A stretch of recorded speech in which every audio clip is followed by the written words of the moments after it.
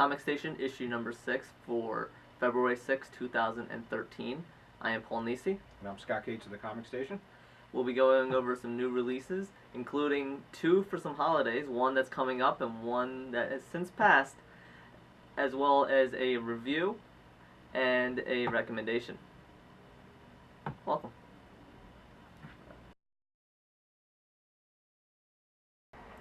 Welcome to the new releases for February 6, 2013. We're going to kick off with a number 0. This is Harbinger from Valiant Publishers. This series is, I think, in the 3rd or 4th issue, but the 0 is telling background story as usually they do after a few issues in.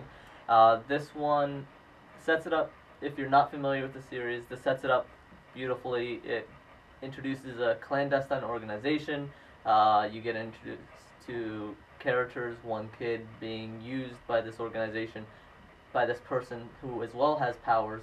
You find out his background, how he learned that he had powers and how he has since used them, and the world around him and the situation that brought him into his mentality. That's probably the key to this whole issue. And also you learn that this organization manipulates governments. I'm sure it goes into it more into this Harbinger series. But I think as a number 0, I think they set it up beautifully. I thought very interesting idea and story behind it. And it's interesting. I think people should pick this up, read it. If they like this, go and get the other issues. But this sets it up, and it definitely introduces the characters and introduces their mentality into it. So it's a good number 0. Valiant has been, since they've been back, Valiant was a company back in the 90s, kind of went out of business, back now. All of their titles so far, I believe they have currently 4 or 5 out, and they're all selling well. So, it's another good sign that the industry's strong. It's another small company that's moving ahead.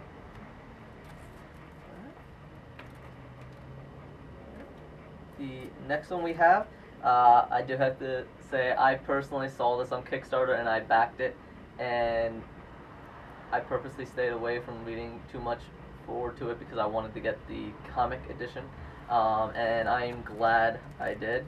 This is Fairy Quest Outlaws. Beautiful cover, beautiful artwork. That's the first thing. One of the obvious reasons I backed it was the artwork behind it, and I wanted to see what they could do with it. This is by Jenkins, Ramos, and Olia. It's a great little story. It's basically it's a fairy tale world in Fabletown. All the fairy tales are basically being policed and forced to stick to the script by Mr. Grimm and his police force. He's very strict. Nobody can go off script. Doesn't matter how unhappy you are.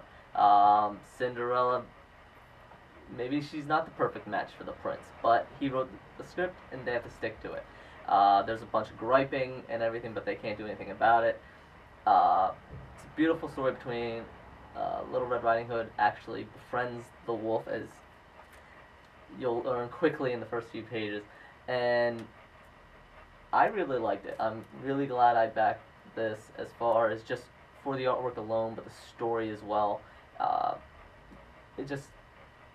It's really nice. It's only 2 issues, so I'm wondering what they're going to go with it further, honestly. The way they left it, it could just keep going, so I'm kind of concerned that there's only 2 issues. It's hard to tell. Boom, though, once again, another up-and-coming company. Boom has a lot of titles out right now. Probably most famous for Adventure Time, but I'm looking forward to reading it. I have not read anything by them yet that has disappointed me. Yeah. I probably will write something up about it. I'm not sure if I'm going to do a review just because I did back it. So maybe I'll have to disclose that when I do if I do a review on it. Next one is back again. This is from Image Comics.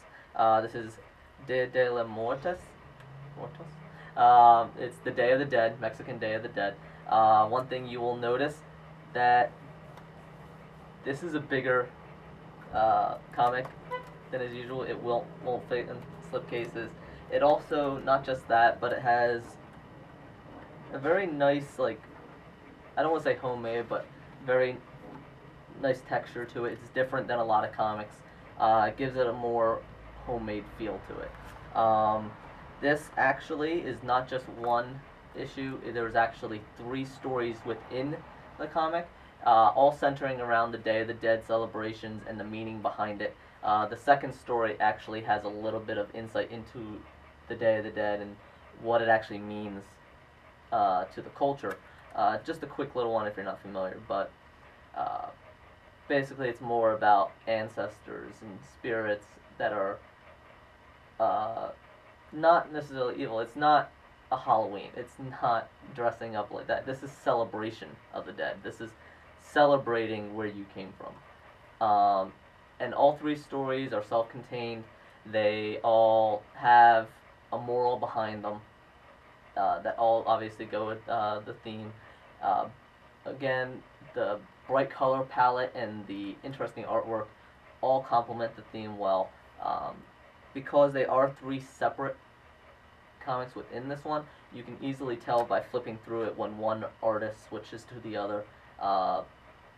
You can also tell that the Day of the Dead theme runs through it, even with the artwork. But each artist has their own color palette. They're all bright, but they're all different. Um, Honestly, there will be a full review up on frontporchgamer.com, and basically it comes down to I love short stories. I've read a lot of Isaac Asimov's short stories, and there is one of the 3 that was not my favorite, but the other 2 were good. I think they benefit yet also have a problem because it is short stories. They have a much more condensed space.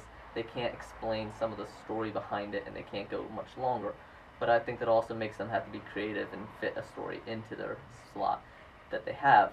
So, again, with short stories, sometimes the overall book is benefited more than the individual components. So I'm interested to see with further issues if I believe this is 3 issues that they're doing. So I'm wondering if the total of the 9 stories will make up for any one individual. But you can see the full review on Front Porch Gamer, the score that I gave it as well. So. No, I haven't had a chance to read it. I did look through it though with Paul. The artwork looks tremendous, so I'm actually looking forward to reading it. Yeah, in my review, I do mention the artwork is probably the most standout of the book. So. And the last one, again, we went from one holiday to the next, and as it's February 6th, the next one would be Valentine's Day. And we have DC's Young Romance from the New 52. Happy Valentine's Day. It's a bunch of short stories. There are 6 short stories within this one, all of them having to do with different DC characters. You get Batman and Catwoman. Really, that's more of a story of Catwoman remembering her first meeting with Batman kind of fondly. And then you get Aquaman, Batgirl, Soul Brothers, Nightwing, and then it ends with the most famous partnership here is Superman and Wonder Woman. All the stories are not lovey-dovey. They're not all together at the end of the story. Obviously, with Catwoman and Batman, for example, they don't get together. It's just a fond remembrance on Valentine's Day. So it's not gonna just be like, oh, everyone gets together at the end. It's not one of those typical stories, but each one is different. Each one has their own, depending on the character, even especially depending on the characters within it. The artwork changes with those series, so it's really nice. It's interesting. If you're a big fan of the DC New 52, it's a nice little thing to have, maybe Valentine's Day gift. But honestly, it's a one-off. It's a one-shot. It's not really needed.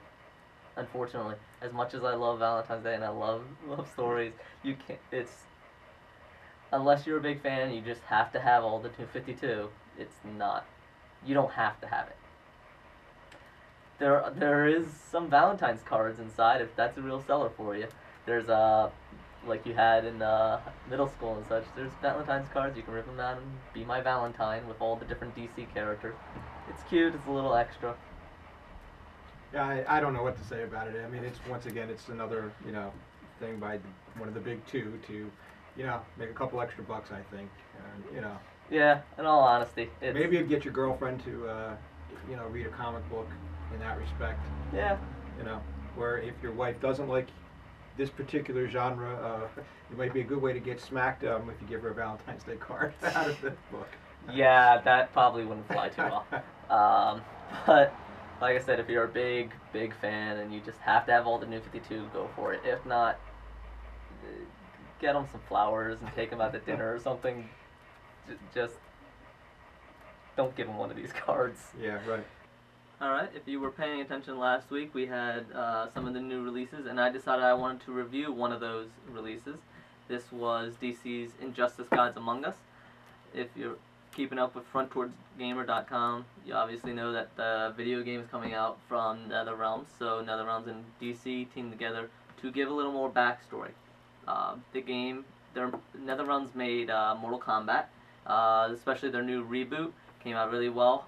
I've always loved the Mortal Kombat franchise because of their heavy characters. They got a little kitty, but the reboot really brought it back to the essence of Mortal Kombat. Heavy, gritty characters. And I think from everything I've seen on the videos and what I have been able to play with it so far, it really holds up to that. Very weighty, and the details on the characters are beautiful. So this translates well into the comic, because what better way to tell the backstory of DC comic characters going into a fighting game than in a comic, bringing it all back again. So it's starting off, once you open the page, it's evident that DC again has always done a fairly good job of bringing in the video game tie-ins, and this is no exception. They have brought in a good team for the artist and colors. It's beautiful, very detailed, really good story actually. You wouldn't think that for a fighting game, but if you like fighting games, I recommend this for the background story. I haven't been able to see what storyline is in the game itself, but I imagine that this is going to expound on that a lot more.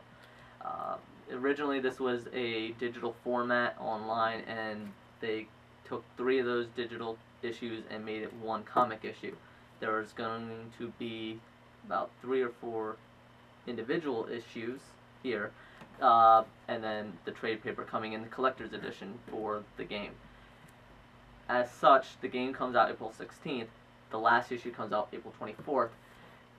It's kind of evident at the end. I read it. It was beautiful. I love the story. It was really action-packed. You get a beautiful shot in the beginning of what the future is, and it goes 5 years prior and tells you how it all happened. Why are these characters fighting? But after I was done reading and I put it down, it dawned on me how quickly this pace was. And I kind of feel like I like my story I like to read the story, and this just felt a little too rushed. And I think that maybe the time frame for the game and all is pushing it a little faster. Maybe they should have started a little sooner before now.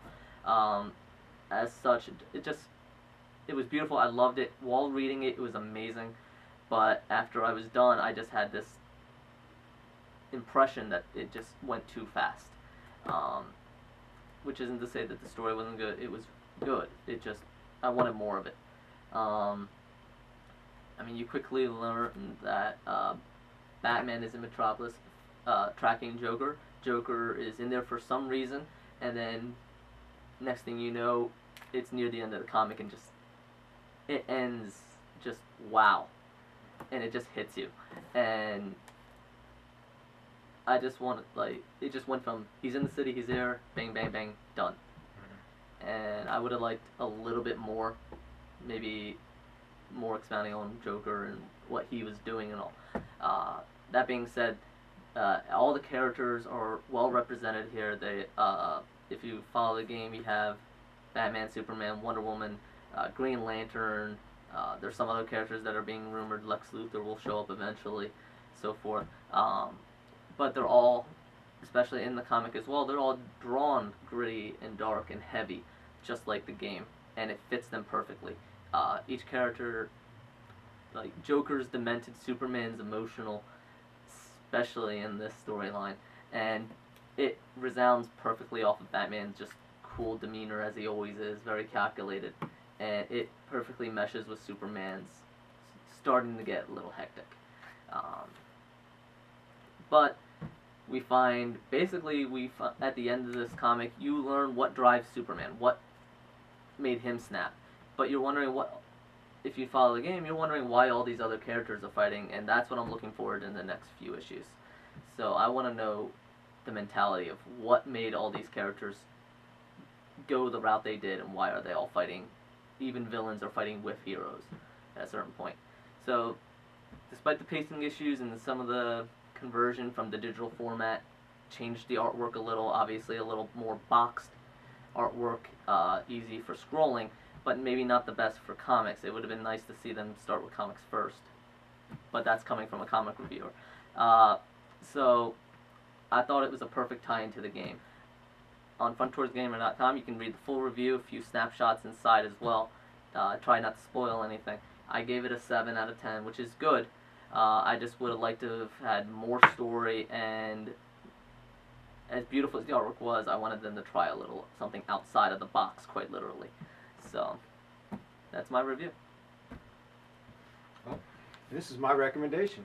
This week, with the new Marvel Now, we're going to go with Fearless Defenders #1. Just read it, and for me, I like characters that aren't the everyday norm.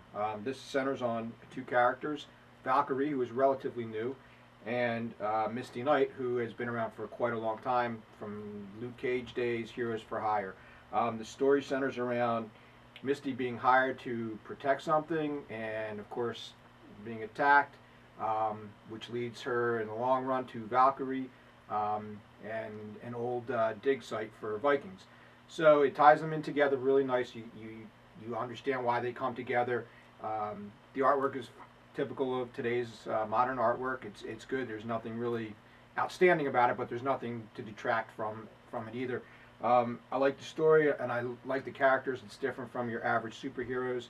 So I would say, out of all the new comics, I definitely have enjoyed this one. So give it a shot.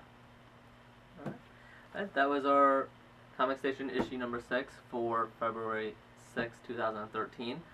If you have any comments you would like to share, feel free to leave them below in the video, and we will hopefully get back to you, or feel free to contact me on my Twitter of @Pinisi.